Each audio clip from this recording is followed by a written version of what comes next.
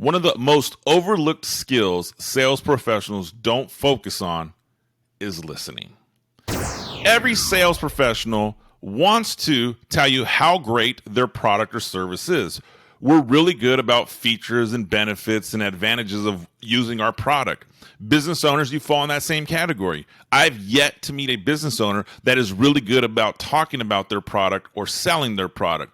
We're all really good at talking about how great our product or service is.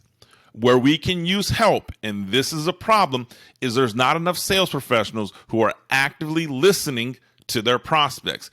People will assume that prospects completely understand what they're saying. And when I say people, let me be crystal clear. Sales professionals assume their prospects will automatically understand what you're telling them.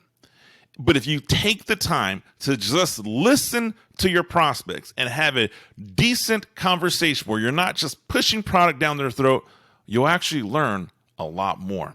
That skill of listening, there's many ways to teach it. There's many ways to learn about it. The bottom line is you have to do what's best for you when you say, I'm going to be a better listener.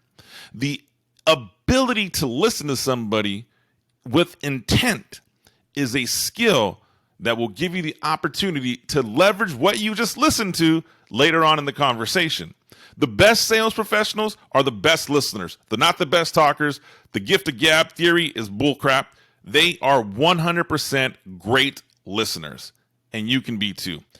If you implement a simple strategy that I utilize in listening, and that is to be an OCD listener. OCD listener. Be an observant listener, be a compassionate listener, be a dynamic listener. We're going to talk about that. Observant listening is focusing on the person you're speaking to and working incredibly hard to eliminate any distractions, such as ambient noise. Maybe the speaker you're listening to has poor delivery skills, or maybe you're speaking to a prospect that has a language barrier and English isn't their first language. The observant listener is going to eliminate all those distractions. They're also patient. They let the speaker and the person you're talking to finish speaking their thoughts without interruptions. If you allow your prospect to just finish what they're saying, you'll hear way more and you'll gain more information than cutting them off. Now, this isn't easy, but being an observant listener is essential for the growth of your sales career. Compassionate listening. Now, to be a compassionate listener, you have to demonstrate back to your prospect that you're listening and you're understanding, aka being compassionate, to what is being said. You're going to encourage your prospect to continue the dialogue, to continue to give you more information. I can't tell you how many times I've observed a sales professional interact with a prospect and they can't get the prospect to divulge more information. Well, that's because they're not being a compassionate listener. So have a heightened level of listening and be compassionate. And to do so, you're going to give encouraging responses to your prospect. They can be both verbal or nonverbal. Nonverbal can be something as simple as a smile, giving a facial expressions, nodding, making strong eye contact, actively taking notes. Those are all nonverbal responses that tell your prospect you're listening with compassion. The verbal responses you can give are simple acknowledgements of I see, I understand, that makes sense. Small, repetitive, short phrases that tell your prospect you are listening to them. So to gain the most out of that conversation and work on listening, be a compassionate listener. And the last part of being a OCD listener is to be a dynamic listener. Now, dynamic listening is probably arguably one of the most important parts of it. It's truly active and engaged because it combines the skill of listening and responding. And in doing so, you're not allowed to invalidate the speaker's comments. You're not allowed to take what they've said to you and say you're wrong. You're not going to give your personal opinion. This isn't the time to give advice. This isn't the time to be the know-it-all. This is the time to draw more information and have a dynamic conversation.